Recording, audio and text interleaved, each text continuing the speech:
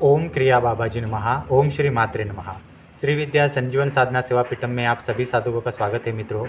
घंटा इस शब्द का हम आज अर्थ जानेंगे। जो पूजा घर में घंटा होती है, जो आपके मंदिरों में हम मंदिरों में जाते हैं तो मंदिरों के बाहर घंटा बजाई जाती है, उसका अर्थ क्या है, घंटा में कितने सारे प्रकार होते हैं, उसका साइंटिफिक अर्थ, आध्यात्मिक अर्थ और तंत्र शास्त्रीय जो अर्थ है उसको समझेंगे। घंटा एक जो ध्वनि शास्त्र है ये बहुत इम्पोर्टेंट शास्त्र है। इसके बारे में थोड़ा बहुत नॉलेज होना बहुत ज़रूरी है। आप श्री विद्या का स्टडी करते हो, आप गायत्री मंत्र का जप करते हो, अगर आप महामृत्युंजय साधना करते हो, या आप कोई भी ऐसी बड़ी साधना जब आप करते हो, तब इसमें आपको ध्वनि शास्त्र का नॉलेज होना बहुत ज़रूरी होता है। क्योंकि ये ध्वनि शास्त्र जो होता है, जैसे कि हमारा मोबाइल है, तो हम मोबाइल से टावर यानी मोबाइल से दूसरे मोबाइल जब को संपर्क करते हैं तो वो लहरें कनेक्ट होते हैं। ऐसा है, हमारा जो मैसेज है, हमारा जो साउंड है, वो एक साउंड थेरेपी है ये सब। ऐसा है, तो ये साउंड थेरेपी घंटा भी जो है वो उसी प्रकार से तरंगों की लहरें जो होती है उनका साउंड थेरेपी होती है। क्रिश्चियंस में जाएंगे तो चर्च में उनके अपने अपने क्रिश्चियन लोगों के बड़े बड़े घंटा होते हैं। इस्लाम में भी कुछ घंटाओं का प्रकार है, परंतु वो अलग टाइप में है। ऐसा है, उनका साउंड एक ही होता है, उनमें प्रकार वगैरह कुछ नहीं होता, एक ही चीज़ होती है। जैसे हिंदुओं में ये सारे घंटाएं हैं और इनका महत्व है, उसी प्रकार से आप बुद्धिस्ट में जाएंगे तो बुद्धिस्ट में हमारे जैसा ही उनके संप्रदाय में बहुत सारा घंटाओं का महत्व है। परंतु उनमें जो घंटा होती है उसको घंटा नहीं कहा जाता, वो एक माध्यम होता है, एक व्यक्ति से ईश्वर तक पहुंचाने का माध्यम होता है। और उसमें उन्होंने अलग अलग साउंड थेरेपी तैयार की है। जैसे कि अगर आप मॉनेस्ट्रीज़ में जाते हैं, बुद्धिस्ट लोगों के मॉनेस्ट्रीज़ में जाते हैं, तो उनके यहाँ बहुत बड़े बड़े ऐसे ना एक पतरा होता है और ऐसे राउंड शेप में बड़े बड़े घंटाएँ होती है, और उसको ऐसे घुमाकर आगे बढ़ना होता है और उसके ऊपर मंत्र लिखे हुए रहते हैं। और जब आप घुमाते हो ना, तो उसको ऐसे ऐसे घुमाना नहीं है, वो पूरा पाल्म होता है, हमारा हाथ होता है ना, तलवा, पूरा तलवा लगाकर मंत्रों के ऊपर पूरा तलवा लगाना है और वो घुमाना है। कुछ कारण है इसके, इसलिए उनमें वो चीज़ें ज़्यादा विकसित है। हमारे इसमें वो विकसित इसलिए नहीं हुई कि हमारे यहाँ लोग क्या है, हमारे यहाँ लोग ऐसे चीज़ों में फंस गए हैं कि जिसमें शॉर्टकट है, जिसके ऊपर आप बहुत सारे लोग रिसर्च नहीं करते। नहीं तो आप जब बगलामुखी की साधना करते हो, श्री विद्या की साधना करते हो, गायत्री मंत्र का जप करते हो, तो इनमें पूरा साउंड थेरेपी का सिस्टम है और उसका नॉलेज है, और ये पूरा समझ में आना चाहिए। जब आप आध्यात्मिक शास्त्र में मोक्ष और मुक्ति की इच्छा रखते हो तो उसमें पूरी तरीके से साउंड थेरेपी बहुत इम्पॉर्टेंट है। चलो अब हम आज इम्पॉर्टेंट बातों की ओर बढ़ते हैं कि जो घंटा है, उस घंटा में हिंदू शास्त्र में कैसे कैसे रूपांतरण है, कितने सारे प्रकार है, उन प्रकारों का महत्व क्या है, ये सारी चीज़ें हम जानेंगे। तो शुरुआत करने से पूर्व हमारा यूट्यूब चैनल सब्सक्राइब कीजिए, शेयर कीजिए ये सारा नॉलेज और लोगों तक। और जिनको भी प्रॉपर वे से श्री विद्यापीठम द्वारा साधना सीखनी है, तो हमारे श्री विद्यापीठम द्वारा आप मंजूश्री साधना सीख सकते हैं। इसका बुक है, प्रॉपर वे से बुद्धिस्ट तंत्र की मेन साधना इसमें सिखाई गई है। ये वर्ल्ड में कहीं पर भी नहीं है। आप गूगल के ऊपर जाइए, यूट्यूब के ऊपर जाइए, ये कहीं पर भी नहीं मिलेगी। ये प्रॉपर एक रिचुअल्स है, वो वर्ल्ड में हमारे यहाँ ही सिखाया जाता है। इसी के साथ अगर आपको अपने कुल देवी के लिए प्रॉपर वे से साधना सीखनी है तो दुर्गा सप्तशती साधना है, इसमें पूरा रिचुअल सिखाया हुआ है। दुर्गा का कुल देवी के लिए सिद्ध कुंज का साधना भी कर सकते हैं आप। और हमारे यहाँ उच्चिष्ट चांडालिनी साधना भी है, पूरा तर्पण और अभिषेकम का विधि है, इसमें भी पूरी तरीके से साधना सिखाई है। तो आप इन साधनाओं का और इन बुक का लाभ ले सकते हैं। डिस्क्रिप्शन बॉक्स में इन सारी जो पुस्तकें या फिर ये कोर्सेस है, इनका लिंक दिया गया है। हम प्रॉपर वे से साधना सिखाते हैं। और सामने मेरा मोबाइल नंबर भी है, मेरे मोबाइल नंबर पर व्हाट्सअप भी कर सकते हैं, इसका लिंक मैं भेज दूंगा। जिनको साधना करनी है वो हमारे यहाँ से प्रॉपर वे से साधना कर सकते हैं। तो आज हम अभी आगे बढ़ते हैं मेन नॉलेज के लिए। घंटा में जो हमारा जो हिंदू शास्त्र है, वो हिंदू शास्त्र की मेन आदि शक्ति जो है, वो आदि शक्ति के रूप में ललिता त्रिपुरा सुंदरी को पूजा जाता है। ऐसा है। अन्य महाविद्याएँ जो है उनका अपना अपना अलग अलग स्थान है, परंतु अन्य महाविद्याएँ जो है जैसे बगलामुखी है, दुमावती है, महाकाली है, या अन्य जो है, इनको हमारे वर्ल्ड में एग्जिस्ट एग्जिस्ट करना है, या फिर हमारे वर्ल्ड में जो बगलामुखी का तंत्र है, महाकाली का तंत्र है, धूमावती का तंत्र है, वो जो जितना अधिकार ललिता त्रिपुरा सुंदरी को दिया है इस वर्ल्ड में उन उन देवी देवताओं का, तो उसी प्रकार से उनको लिया गया है। ऐसा है, वो थोड़ा डीपली सब्जेक्ट है और बहुत डीपली रिसर्च करके उसका स्टडी करना चाहिए, तब जाके ये सारी चीज़ें आपको समझ में आएगी। ऐसा है। तो हिंदू शास्त्र में 3 प्रकार की घंटाएं होती है। एक घंटा होती है मेल घंटा, जिसको पुरुष घंटा कहते हैं। पुरुष घंटा के बाद दूसरी है स्त्री घंटा, और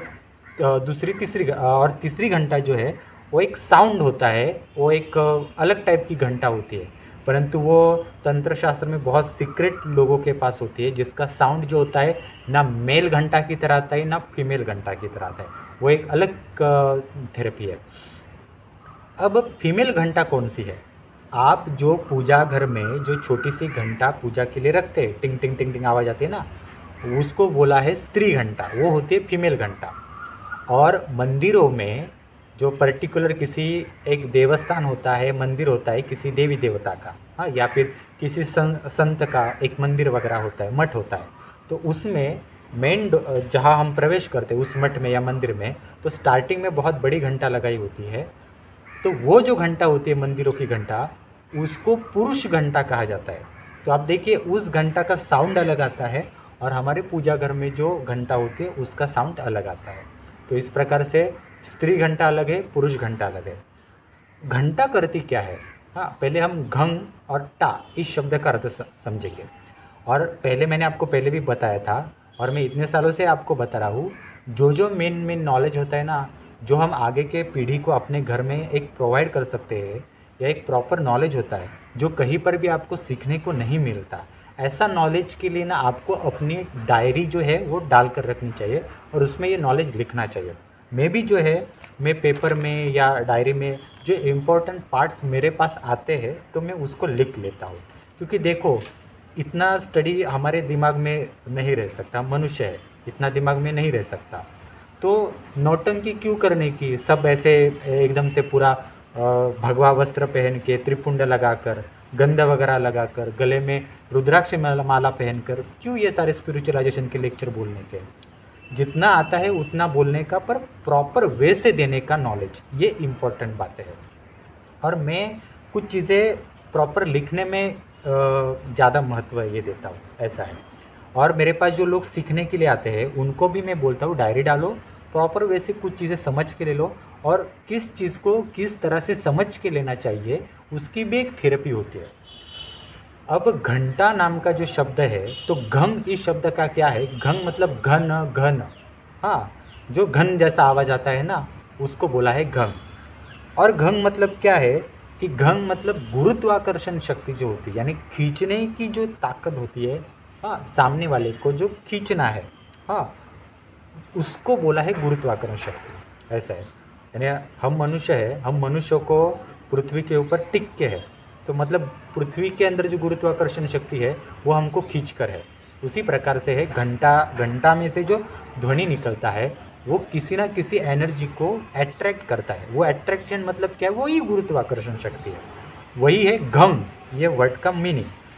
अब घंटा, टा मतलब क्या है? वो एक आवाज़ है, जो आवाज़ आता है ना घंटा, टंग टंग टंग टंग टंग, उस आवाज़ की ध्वनि को टांग बोला गया है। उसको ये इंस्ट्रूमेंटल जो साउंड बोलते हैं ना, वो है वो, ठीक है। अब ये स्त्री घंटा और पुरुष घंटा होती क्यों है? घंटा करती क्या है? ध्वनि क्या करता है? ध्वनि आपकी भावनाएं जो है वो देवी देवताओं के पास पहुंचाने का कार्य जो होता है वो घंटा करती है, ऐसा है। तो उस देवताओं को जगाना, हाँ, जैसे कि आपके घर में कोई व्यक्ति आया है, हाँ, कोई गेस्ट आया है, तो वो नॉक करेगा ना, या घंटा बेल बजाएगा, तो बेल बजाने के बाद आपको समझ में आएगा कि कोई आपको पुकार रहा है।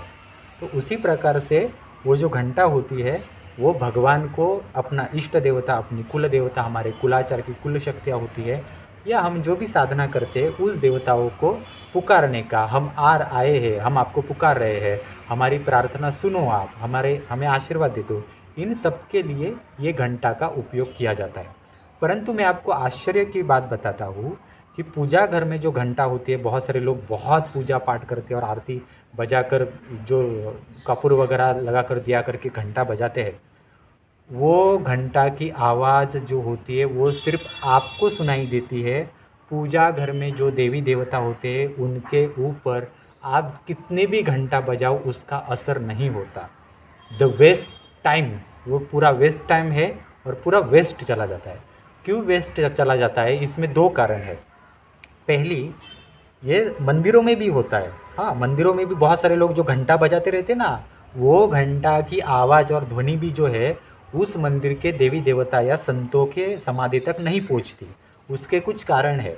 उसके दो मेन पर्टिकुलर कारण ऐसे है कि जो घंटा आप खरीद के लाते हो वो कहाँ से लाई है आपने, वो कैसी बनाई है, हाँ, और उसके बनाने की प्रक्रिया क्या है, इसके ऊपर निर्भर करता है। आपको मैं बताता हूँ इन्फॉर्मेशन के लिए। साउथ इंडिया में काफ़ी कुछ जगहों पर जो घंटा है या मूर्ति बनाते हैं लोग, वो एक ही प्रॉपर मूर्ति या एक ही प्रॉपर जो घंटा बनाते हैं उसको 10 से 15 दिन लगते हैं, ऐसा है। और बाकी जगहों पे जब बनाते हैं ना, तो उनके पास साँचे होते हैं और उस साँचों में डालते हैं और वो 2 दिन में तैयार हो जाती है। तो वो जो घंटा का जो धातु होता है उसका शुद्धिकरण साउथ इंडियन लोग करते हैं, जहाँ ये मूर्तियाँ या घंटा बनाते हैं, तथा उनका एक मुहूर्त होता है, उसी टाइमिंग में उसको डालेंगे वो। ऐसे काफ़ी कुछ चीज़ें होती है। तो घंटा आप कहाँ से लेते हो, घंटा का धातु कितना शुद्ध है, कौन सा धातु उसमें इस्तेमाल किया है, उपयोग किया है, और घंटा जब आपके घर में आती है तो वो 10 लोगों के हाथ उसको लगे हुए रहते हैं। तो 10 लोगों की जो एनर्जी उसमें जाती है, उसके साथ घंटा जब धातु को गलाकर बनाई जाती है, मेल्ट करके, तो उसके ऊपर घाव दिए जाते हैं। तो उसकी एक जो निगेटिविटी होती है, जो टंक घनादि दोष निवृत्ति, हाँ, हथौड़े का उसको घाव लगता है, उसका पॉलिश का घाव लगता है, हाँ, तो ऐसे छिन्नी का ये लगता है। तो ये सारे जो दोष होते हैं उस घंटा में होते हैं। ये मूर्ति में भी होते हैं, श्री यंत्र जो आप घर में रखते हो उसमें भी होते हैं। तो इन दोषों की निवृत्ति करनी बहुत ज़रूरी होती है। तो आप सीधा बाज़ार में जाते हो, 500 रुपये 200 रुपये देकर घंटा खरीद के लाते हो। ऐसे घंटा का उपयोग नहीं होता और ये सारी निगेटिव एनर्जी जो होती है वो घंटा के धातु में अंदर रहती है। ये फर्स्ट कारण है।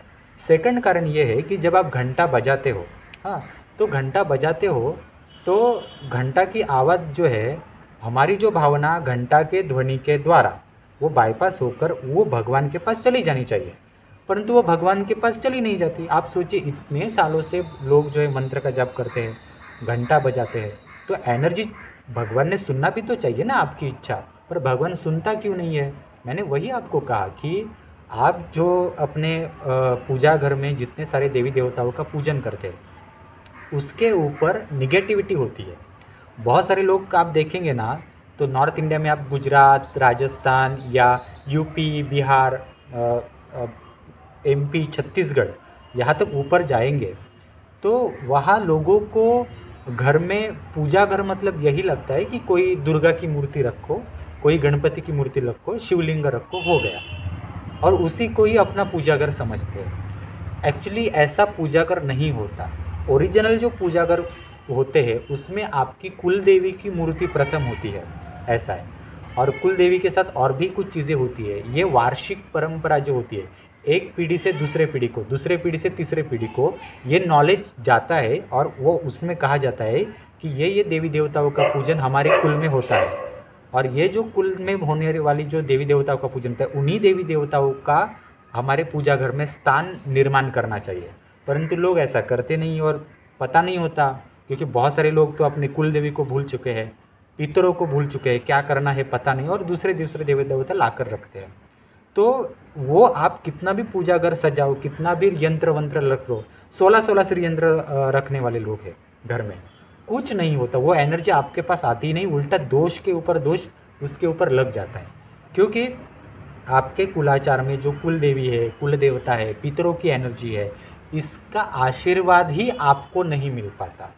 और इतने पीढ़ियों से आपके ब्लड में और आपके घर में जो पितरों की निगेटिविटी होती है, और आपके कुलाचार में जो आपने कुल देवी के कोई रिवाज नहीं किए है, आपके घर में कोई अगर निगेटिव तत्व लाकर रखा गया है आपने धंधे के लिए या कुछ अच्छा करने के लिए, तो ऐसे भूत पिशाच घर में लाकर रखा है तो उसकी निगेटिविटी होती है। किसी पीढ़ी में घर कुछ भी देवी देवताओं का कुलाचार का नहीं किया है, कुल देवी को पूजा भी नहीं है, कुल देवी का कोई पूजन ही नहीं किया है, कुल देवता की तरफ ध्यान तक नहीं दिया है, तो वो दोष जमा हो जाते हैं आपके पूजा घर में। तो वो दोष इतने होते हैं कि उसका वाइब्रेशन पूरा पूजा घर में तैयार होता है, और आप जितना भी पूजा बीजा करते हो ना, तो वो साउंड और वो एनर्जी जो है वो पूजा घर में जो आपके देवता है वहाँ तक पहुँचता ही नहीं है। सवाल यहाँ से शुरू होता है कि हमें पूजा घर में कौन से देवी देवताओं का पूजन करना चाहिए। लोग जो है शौक के लिए रखते हैं ये गणपति का मूर्ति, दुर्गा का मूर्ति, पर सच में वो दुर्गा आप जो खरीद रहे हैं मूर्ति, वो आपकी कुल देवी है क्या? हाँ, आप अपनी कुल देवी को छोड़ के दुर्गा की मूर्ति लाते हो, शिवलिंग लाते हो। आप अगर आपकी कास्ट कोई अलग है, हाँ, तो शिवलिंग का आपके घर में रख के क्या काम है? क्योंकि पहले आपका अपना कुल आगे बढ़ेगा, वो आपकी मेन जो एनर्जी जो है पूर्वजों से आई हुई वो आगे बढ़ेगी। यहाँ से सब पहले शुरुआत होती है इन सारी चीज़ों से। इसलिए मित्रों, बगलामुखी आप साधना करते हो, महाकाली साधना करो, महामृत्युंजय साधना करो, गायत्री साधना करो, थर्ड आई का मेडिटेशन करो या कुंडलिनी जागरण करो। प्रॉपर वे से नॉलेज होना बहुत ज़रूरी होता है, नहीं तो लोग फंस जाते हैं। इसलिए मैं कहता हूँ कि प्रॉपर वे से नॉलेज इंक्रीज़ करो, साधना प्रॉपर वे से करो और योग्य गुरु का मार्गदर्शन लो। आज ये मंत्र ले लिया, कल वो योगिनी साधना कर ली, कल फिर परसों अप्सरा साधना कर ली, फिर मैंने कुंडलिनी जागरण कर लिया। इन सारी चीज़ों से कुछ नहीं होता। आपकी उम्र की बर्बाद हुई हो जाती है और आपके पैसे की बर्बादी हो जाती है, और आप अपने खुद के दोष खुद क्रिएट कर लेते हो। आपके पूर्वजों से आए हुए दोष तो साइड में नहीं होते और आप अपने दोष निर्माण करते हो। तो इस तरह से ये घंटा की थेरेपी है। तो मेल घंटा फीमेल घंटा समझ में आ ही गई होगी। तीसरा जो दोष होता है इसमें, जब आप घंटा खरीद के लाते हो तो घंटा का खुद का एक पूजन होता है। हाँ, तो घंटा का पूजन आप कैसे करेंगे? हाँ, जैसे दिए का पूजन होता है वैसे घंटा का खुद का एक पूजन होता है। क्योंकि जैसे दिया जो होता है वो दिया प्रकाश उत्पन्न करता है, हाँ, वो मार्गदर्शन करता है। जितना दिया जो होता है ना, दिए से ज़्यादा एनर्जी जो होती है वो घंटा में होती है। क्योंकि दिया में क्या होता है कि दिया में जितनी ज्योति आप जलाएंगे उतने ही लेवल का प्रकाश आगे चलेगा, उतना ही आपको दिखेगा, ऐसा है। परंतु साउंड थेरेपी जो घंटा की होती है वो इतनी तेज़ होती है कि वो एक्चुअल में बहुत ऊंचे लेवल तक वो साउंड जो है कई किलोमीटर तक, कई मीटर तक वो साउंड जो होता है वो चलता है, ऐसा। इसलिए घंटा का महत्व बहुत है। तो घंटा की पूजा तो कोई करता नहीं है। घंटा की पूजा मतलब घंटा को सिर्फ हल्दी कुमकुम लगाना या फिर उसको फूल रखना, ऐसा घंटा का पूजन नहीं है। घंटा का कुछ अपना एक पर्टिकुलर पूजन होता है। जैसे साल में एक बार दीप पूजन आता है, हाँ, दियों का पूजन आता है, वैसे ही साल में घंटा का पूजन भी करना चाहिए, ऐसा है। वो भी एक त्यौहार, एक सन होता है। तो ये सारी चीज़ें जो है ना लोग भूल चुके हैं, क्योंकि ये पूरा जगत जो है वो साउंड थेरेपी पर चलता है, और साउंड थेरेपी के मेन इंस्ट्रूमेंट जो आपके पास है उसके तरफ ही आप ध्यान नहीं देते हो तो कैसे होगा। इसलिए मैं कहता हूँ वो आप गलत भ्रमों की साधनाओं में, जो चक्करों में जो आप फंसे हुए हो ना, तो थोड़ा मैच्योरिटी इंक्रीज़ करो मित्रों। अब हम थोड़ा सा आगे बढ़ते हैं कि ये जो हमारे पूजा घर में जो स्त्री घंटा होती है, जो मैंने बोला ना पूजा घर में हम पूजा के लिए जो घंटा यूज़ करते हैं, वो क्यों रखी गई है कि वो कुलाचार के लिए रखी गई है। जो आपकी कुल देवी कुलाचार आपके पितर है उनको आप अपनी भावनाएं बता सको, इसके लिए वो रखा गया है। पर वो पहुंचती नहीं है क्योंकि आपने अपने कुल देवी का कुछ नहीं किया है, आपने अपने कुलाचार के लिए कुछ नहीं किया है। और बहुत बड़ा भ्रम होता है, लोगों को ऐसा लगता है कि मैंने श्री विद्या कर ली तो ललिता त्रिपुर सुंदरी का आकर आपके गंदगी घर की साफ़ करेंगे। लोगों को यह भ्रम होता है कि बगलामुखी, गायत्री, महामृत्युंजय का मैंने मंत्र जप कर लिया, नवावर्ण का मंत्र जप कर लिया, तो ये बगलामुखी, महामृत्युंजय, गायत्री देवी आएगी और आपके घर का गंदगी साफ़ करेंगी। कोई देवी देवता आपके घर की गंदगी साफ़ करने के लिए नहीं आते मित्रों, ये मैं आपको फ्रैंकली बताता हूँ। अगर ऐसा होता तो कोरोना के काल में मैं खुद घर में इतना बैठा था 2 सालों तक, तो मैं बगलामुखी साधना निर्माण कर सकता था, 10 महाविद्यालय ऑनलाइन सिखाना शुरू कर देता था। मेरे को ये सारे किताबें निकाल कर प्रिंट आउट करके सिखाने की ज़रूरत ही नहीं पड़ती। मैं आपको चाहिए तो मंत्र देकर भी साधना सिखा सकता हूँ, परंतु उसके बहुत बड़े दोष लगते हैं। प्रॉपर वे से साधना देना बहुत ज़रूरी होता है। अगर नहीं दी है तो उसके दोष उस गुरु को लगते हैं, और अगर आपने प्रॉपर वे से साधना नहीं लिया है तो वो भी दोष आपको लगते हैं। हाँ, तो ऐसे बहुत सारे सब्जेक्ट जो होते हैं हम फंस जाते हैं उसमें। और आपको आप हमारे ऊपर संस्कार ऐसा किया होता है कि वो देवी है, वो माता है, हाँ, वो हमारा क्या नुकसान करेगी। पर ऐसी कोई देवी, ऐसी माता जो होती है वो किसी की मदद करने के लिए ऐसे ही नहीं आती। आपके अपने ही कुल देवी जो होती है वही आपको प्रथम मदद करती है, और वो बहुत ज़्यादा इम्पोर्टेंट है। अब आपको मैं थोड़ा सा इसमें कुछ जो घंटाएँ होती है उसमें कौन से प्रकार और होते हैं वो मैं बताता हूँ। इसमें मैंने लिखा है, घंटाओं में काश घंटा एक होती है, पाश घंटा एक होती है, नाद घंटा एक होती है, और नाभ घंटा एक होती है। तो इसमें से नाभ घंटा जो होती है, नाभ घंटा, ये नाभ घंटा जो होती है वो आकाश तत्व दिखाती है। और वो आकाश तत्व मतलब क्या है कि जो बिजली होती है, कड़कड़ाती है, हाँ, बारिश में, उसका उसमें साउंड आता है। किसी को सावध करना है, हाँ, तो उसके लिए इसका उपयोग होता है। वो वायु तत्व का प्रधान शक्ति है। उसके साथ काश नाम की जो घंटा होती है वो धनुष और अस्त्र का जो साउंड होता है ना वो निर्माण करती है। वो भी एक, उसका भी अपना अपना एक विज्ञान है। पाश नाम की जो घंटा होती है, पाश मतलब क्या है कि पाषाण जो पत्थर होते हैं, और पाताल लोक में वो यूज़ करने वाली घंटा होती है। नाद घंटा मतलब क्या है, नाद घंटा मतलब जो अलग अलग साउंड इंस्ट्रूमेंट, जो संगीत वाद्य होते हैं उसमें जो ध्वनि होता है वो है, वो उस टाइप की घंटा होती है। ऐसे इसमें प्रकार है। आप अगर लामाओं की घंटा देखेंगे तो लामाओं की घंटाओं में क्या होता है कि ऐसे ऐसे घुमाते हैं, ऐसे ऐसे, वो एक उनकी एक कोई इंस्ट्रूमेंट होती है वो घुमाते हैं, तो उसमें आवाज़ है ना, क्र क्र क्र क्र। हाँ, आप सोचिए उनकी घंटा में ना आपको वो कुर्र कुर्र आवाज़ क्यों आता है। उनका जो ऐसा जो घुमाने का एक चक्का होता है, हाँ, उसमें अगर आप हाथ लगाते हो ना तो उसका भी आवाज़ सेम आता है। हमारे जो हिंदू शास्त्र के जो घंटा है उसका आवाज़ उसमें नहीं आता मित्रों। वो क्यों नहीं आता? क्योंकि ये हिंदुओं के जो घंटाओं की नाद जो है ना वो अधिकार हिंदू हम लोगों को दिया है, और बुद्धिस्ट तंत्र के जो नाद उनको दिए हैं वो अलग दिए हैं।